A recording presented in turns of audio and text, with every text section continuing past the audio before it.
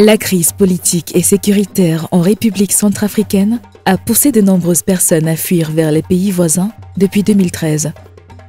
On estime qu'à l'heure actuelle, 350 000 Centrafricains ont trouvé refuge au Cameroun, dont 200 000 d'entre eux le long de la frontière orientale.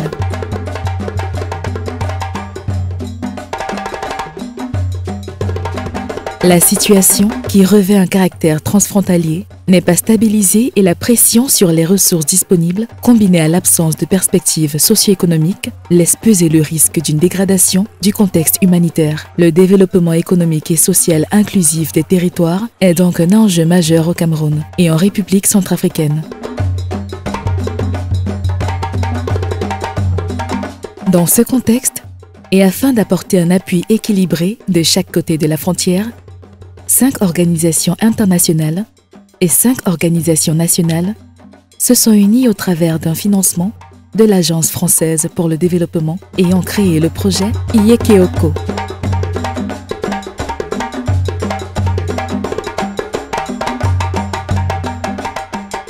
Dans ce film documentaire, nous allons nous intéresser plus particulièrement au premier volet du projet, la cohésion civique, qui vise au renforcement des capacités des autorités locales pour la mise en place de mécanismes de gouvernance et de dialogue inclusif. Afin de mettre l'administration au cœur des politiques de développement territorial, le projet Iyekeoko appuie la définition de stratégies locales de développement économique et social, renforce les instances de dialogue local et transfrontalier pour que cette planification soit concertée et inclusive et apporte une assistance à l'obtention de documents d'identité et d'actes de naissance pour la population. Nous allons ainsi découvrir comment le projet Iyekeoko a contribué à promouvoir la paix entre les populations et la cohésion civique des territoires au Cameroun et en République centrafricaine, en tenant compte du contexte socioculturel et environnemental spécifique à chaque zone d'intervention. L'idée est venue à l'Agence française de développement en collaboration avec les autorités de ces deux pays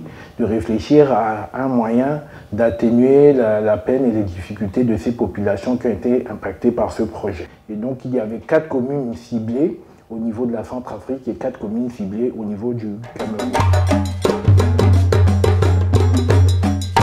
Je crois que ce projet a agi beaucoup dans le domaine des volets de documents civils, c'est-à-dire d'état civil, hein, et aussi dans l'appui aux personnes retournées, hein, dans le cadre de logement, terre et biens, parce que, comme vous le savez, certains trafiquants ont eu à fuir le pays la fois passée quand on avait la crise, et après cette crise-là, le président de la République lui-même a signé un accord tripartite avec la HCR et le Cameroun, permettant aux Centrafricains qui sont à l'extérieur de revenir.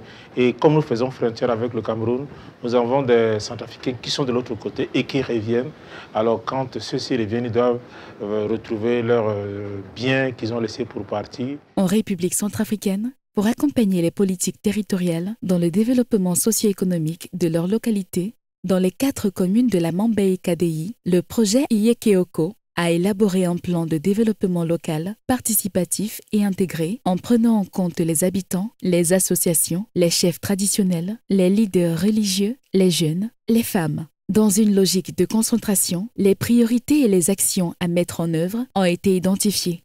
Plusieurs communes ont ainsi bénéficié d'une formation sur la gouvernance locale, qui leur a permis d'améliorer leurs compétences et leurs connaissances. Des cadres de concertation avec les autres communes du département ont été créés dans le but de partager les expériences et capitaliser sur les bonnes pratiques. Avant, si nous voulons faire des activités, soit pour l'investissement, et que rien que le conseil communal qui décide, alors ça ne peut pas être au vœu de la communauté. Et maintenant, nous avons impliqué la communauté, les membres de CCCDC, et que maintenant, ça nous donne vraiment une bonne idée de réfléchir ensemble avec la communauté et d'investir dans la commune. Le cadre de concertation communaux, c'est également un comité qui a été mis en place. Ça veut dire que ce comité est censé collaborer étroitement avec toutes les organisations qui voudraient venir intervenir au niveau de la communauté. Donc, c'est un impératif maintenant pour que ces organisations se rapprochent au niveau de ce comité-là. Et avec le travail de IEK Oko, ça veut dire qu'il y a tout un répertoire qui a été mis en place. Maintenant, c'est de commun accord par rapport à ce répertoire. Les organisations qui doivent venir, ils doivent s'asseoir avec ce comité, essayer de voir ce qui a été fait, ce qui reste à faire ou bien ce qu'il faut chercher à finir, quoi. Dans la Mambere KDI, le projet IEK Oko a aussi conduit des activités de renforcement des services d'état civil référents, mais aussi des activités d'assistance à l'obtention des documents d'identité et d'actes de naissance directement auprès des populations déplacées et hautes, qui sont souvent confrontées à des difficultés administratives et juridiques. Bon, bidwala lani so mbiwara chisar na la mbe chunguni ape. Là si merci na zo chi projet so la galana ka chi ge ala ngba chi mu ere cha milenge chisar na la mbe chichingu bo ala muni so igwena Amerika la si agwa mu maboko na yasar na mbe chichingu.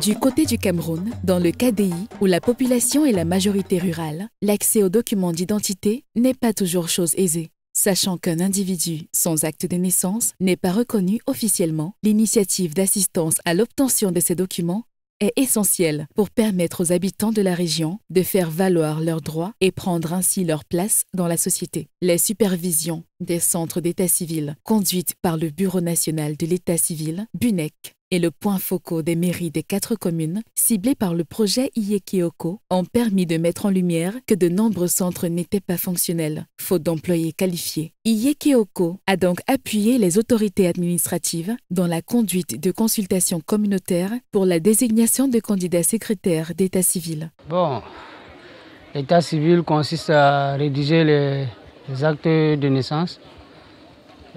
Et tout commence avec l'accouchement. Ça se passe à l'hôpital, généralement. Et nous partons à la collecte des déclarations de naissance au niveau du centre de santé. Après, on revient donc rédiger les actes en tant que secrétaire.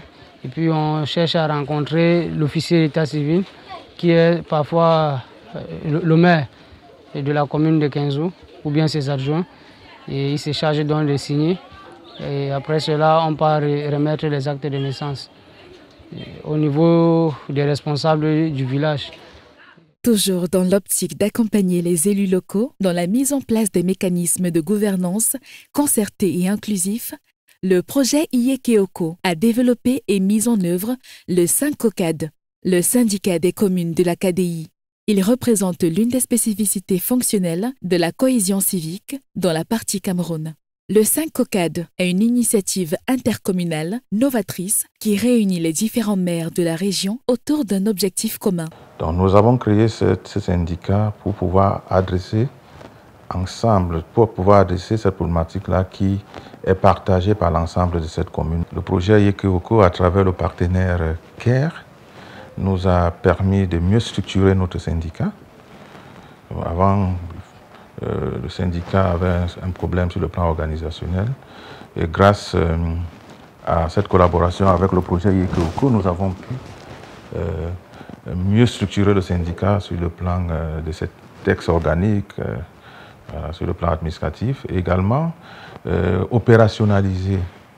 Parce que nous avons, le partenaire IEK Oko nous a accompagnés dans le diagnostic des filières. Le diagnostic des filières qui a été fait, et c'est ce diagnostic qui a débouché donc, maintenant sur la formulation d'un certain nombre de projets qui ont bénéficié des financements de ce partenaire-là. Si le syndicat des communes de la KDI permet aux élus locaux de prendre des décisions concertées, les CECODES, quant à eux, permettent d'impliquer les populations dans la chaîne de décision communale, aussi dans le but de mieux les servir. Les cadres de concertation sont des espaces de dialogue et de collaboration qui réunissent les différents acteurs du développement économique et social de la région. Si nous on reste à la commune de Batouri, on ne va pas mieux connaître les problèmes d'Ngindi. La bonne connaissance des problèmes prioritaires de la communauté d'Ngindi passe donc par la préparation de ces leaders en vue de leur implication dans l'organisation du cadre de concertation du développement économique et social. Quand on parle du SECODES, il s'agit d'une plateforme qui rassemble tous les acteurs de développement de la commune qui sont appelés à se prononcer non seulement sur les résultats actuels, mais aussi sur l'orientation de la politique de la commune. Les résultats palpants sont là.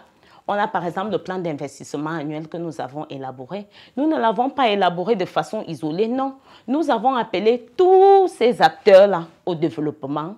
Nous avons présenté notre plan communal de développement et nous avons discuté ensemble avant de dégager les priorités. Et ces priorités-là ont été conciliées dans ce que nous appelons notre plan d'investissement annuel, ailleurs appelé le plan de campagne du maire. Au vu de son bilan, on peut dire que le projet Iyekeoko a obtenu des résultats inspirants sur son volet cohésion civique, tant au niveau des bénéficiaires que des autorités locales. Pourtant, une question reste en suspens. Comment ces territoires comptent pérenniser les acquis obtenus après 4 années de mise en œuvre du projet Iyekeoko? On peut déjà prendre des choses en main et on peut pérenniser les actions de Iyekeoko. Il y a eu ce transfert en termes de formation, d'accompagnement et tout. Mais les appuis financiers, les besoins sont toujours là. Ces communautés sont déjà préparées à ne plus attendre l'aide venant de la commune ou que l'aide vienne des partenaires, mais qu'elles ont appris à se développer elles-mêmes. Notre travail est beaucoup plus facile maintenant parce que Iyekeoko, de par son organisation, s'est déployé ou se déploie au quotidien auprès de ces populations. Ça fait que les choses sont plus faciles en termes de remontée d'informations, même à notre niveau, en termes de prise en compte des besoins des différentes populations cibles. Et je pense que c'est un sentiment qui est partagé par la plupart de ceux qui sont là, même si beaucoup ne savent pas que les résultats que nous obtenons, c'est grâce à cette collaboration.